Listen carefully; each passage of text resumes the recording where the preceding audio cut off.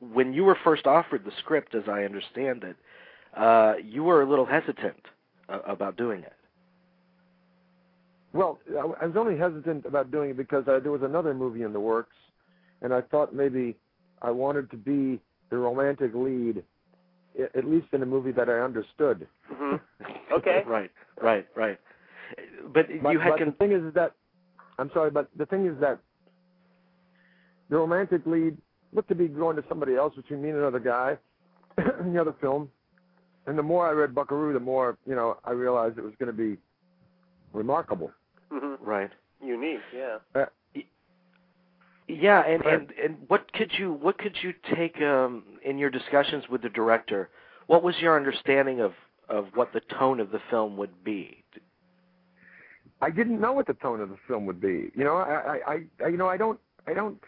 know what the genre was. I mean, something. The head of marketing at 20th Century, after the film was wrapped, asked me, "What is this film?" So I didn't know what the genre. I knew it was funny. I knew there were funny guys in it. I knew it was an action movie. I knew it was also sort of a spiritual film. Right. Mm-hmm. I knew it was metaphysical. It was sci-fi. I didn't know what the hell it was. Right. And truly, upon wrapping it, this wonderful woman, whose name I forget, God bless her, said, "What do you think this film is?" I said, "I don't know." Finally, an editor friend of mine, a guy who later got a guy named Dean Goodhill, later got an Oscar nomination for Fugitive, said, "I'll tell you what that film is. It's a comedy, pure and simple." Mm-hmm. That's what it is. Yeah, it didn't take itself seriously. It had fun with itself, very tongue-in-cheek. That's what we loved about it. We got all the jokes and everything. It was like someone took. There was a movie a couple years before that came out called Megaforce, which took itself so seriously, and this was almost like a parody of that. But I mean, yeah, but you know what? I don't think it was a parody, though. I have to really say that's the one thing I want to stay away from. It's not a satire, and it's not a parody. I mean, if you've ever met Earl Mac Roush, you would know that he wasn't writing a parody of sci-fi or action. He was truly writing a sort of a metaphysical comedy. There's no film like Buckaroo. I have to tell you this not only because I'm in it, or John Lithgow's in it, or Christopher Lloyd, or all of the other, or Goldblum, all of whom still remain very dear friends, Ellen Barkin. But we all know that it's not a satire. It's not a goof. No, it's not a parody. goof. Right. It's not. No, it's not a parody. It's not really built on any. It's got several genres in it, but it's not really based on anything. And it's dense enough whereby, to this day, when I run into John Lithgow, we go, "What was that movie about?" What fascinates me about how you built this character. You read about certain actors that prepare characters based on other individuals. Kind of, they make an amalgam of these different personalities. And where did you go for inspiration for Buckaroo Banzai? I went to Jacques Cousteau and Adam Ant. Those are the two people on whom I based this. First, I'd seen interviews with Jacques Cousteau, and I thought, my God, how does that guy get so many things done? Mm-hmm. Right. And I just always not overwhelmed at his fantastic. Look, the guy's a fantastic mariner. He's a marine biologist. He invented the scuba. Mm-hmm. You know Jacques Cousteau invented scuba? Yes. Did you know that? Yeah. Yeah, I didn't know that. And not only that, he was a scientist and a photographer. You had to be all those things to be on his boat, and that's what he was.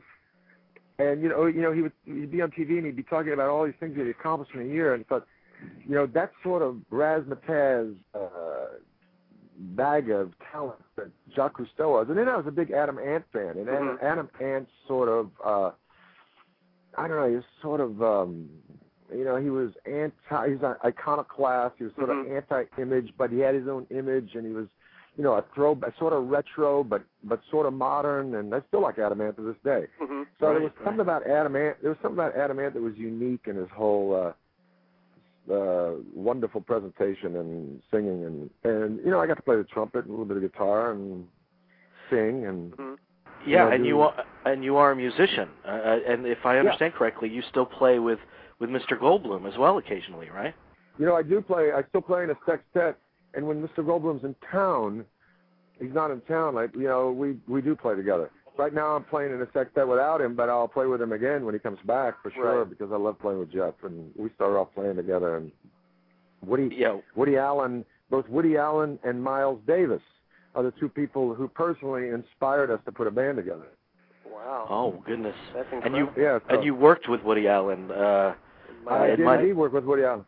And Woody Allen's, probably Woody Allen's one of his dearest friends is his set photographer, a guy named Brian Hamill, who's also extraordinarily famous for posters. He did the great poster of the last quarter century of Robert De Niro on Raging Bull.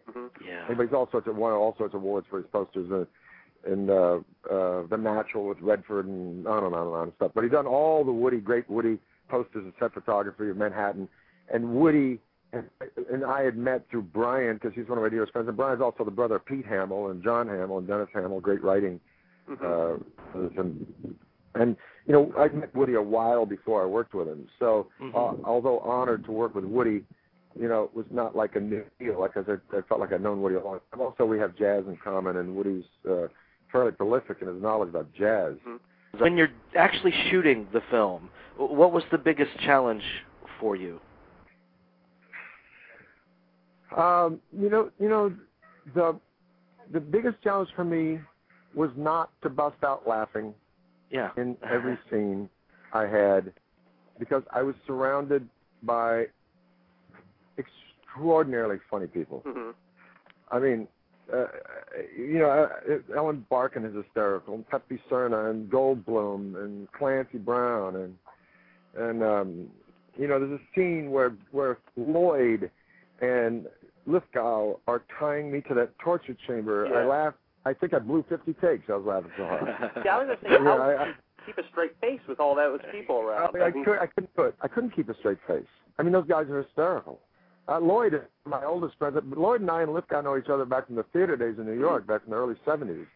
And I did a couple of plays with Lloyd. I never got the honor to act with Lithgow on stage, but that's how far we go back. So, you know, Lloyd shows up, big bootay, big bootay. And, you know, and there's Lithgow with this outrageous Italian Emiliano Lizardo.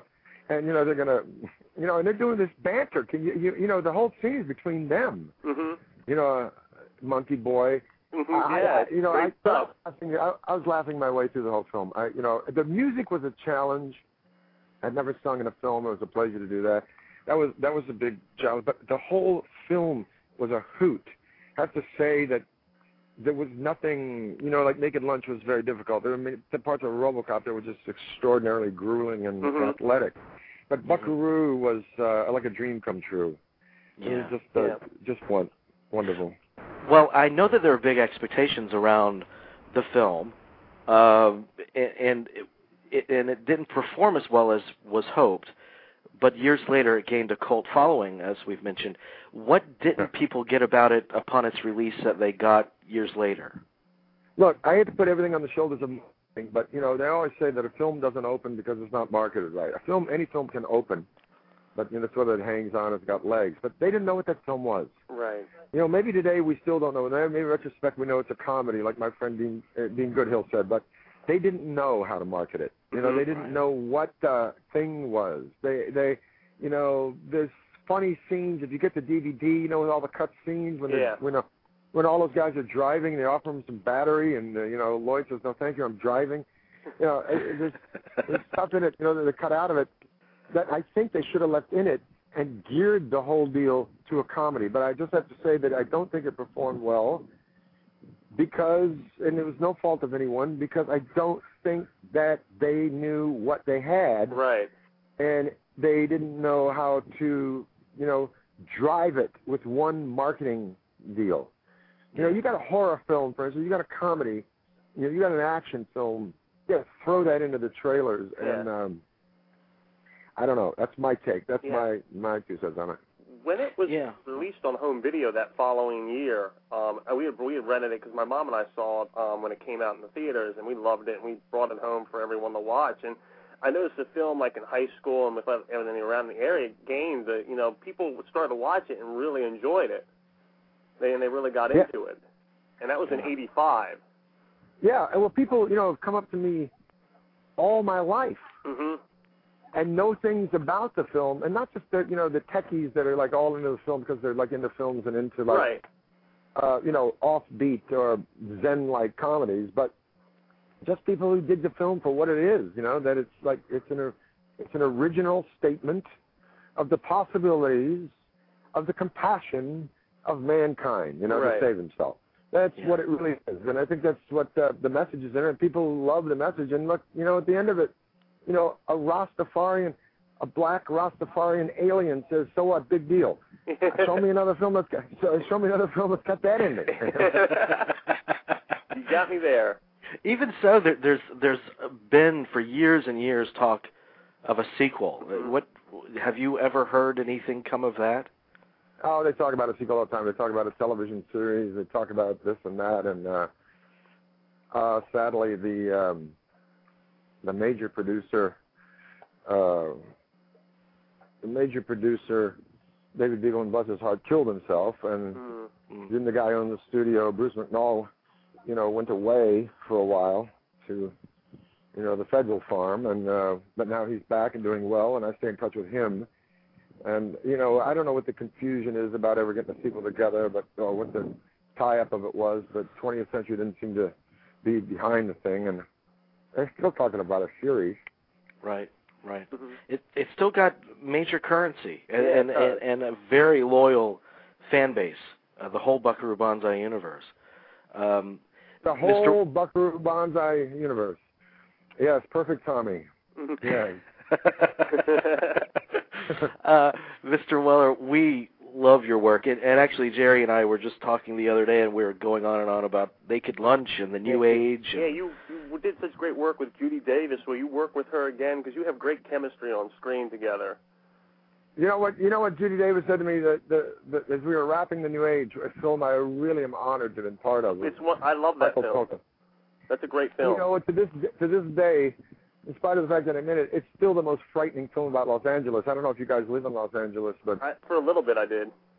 Well, it's a frightening place. Yeah, it is. It's like air. There's nothing really of concrete to sort of grab onto. Yeah, and that film is, as I say in Latin, the nec plus ultra of films about Los Angeles, about what's frightening about Los Angeles. But Judy Davis said on the day we wrapped that film, after doing Naked Lunch and then The New Age, she turned to me and she said, we've become the Astaire and Rogers of the dysfunctional relationship. That's a great relationship. That's great. She's brilliant, though. I just have to think about her, though. She's possibly, like I worked with Diane Wiest and Diane Keaton and her, and I worked with a host of people, but I would say the three standout people I worked with, like Kazan said, a good actress is infinitely more interesting than even a great actor. Because they have a certain sense of abandon that actors don't have. He said that, unless you're Marlon Brando, who's the most abandoned of all. Right. But I have to say, so the greatest people I've worked with are women, and of those three women, I have to say that Judy Davis is maybe something. When you were acting with Judy Davis, it's like what Fred Astaire said about Sid Charisse. When you dance with Sid Charisse, you stay danced. Well, you act with Judy. You just throw your car in neutral and let her invent, because there's nothing that I could ever come up with that could compete with the music, in her. So she is phenomenal. And we were talking about Woody Allen earlier, and just incredible performances she's given in Woody Allen's films. I know. Yeah. Oh, incredible. I don't think there's a Judy Davis performance I've ever seen that doesn't just blow me away. Yeah. She just is got stuff in her that that's endless. Yeah, absolutely. Yeah, Mr. Weller, please come back and please talk to us sometime in the future, because we're crazy about you here. Yeah. Well, love you guys. I'm very honored that you called me. It's a pleasure talking to you. Likewise. You too, sir. Thank you so much. Thank you very much. And listen, thank you for celebrating Buckaroo too. I really appreciate you guys doing that.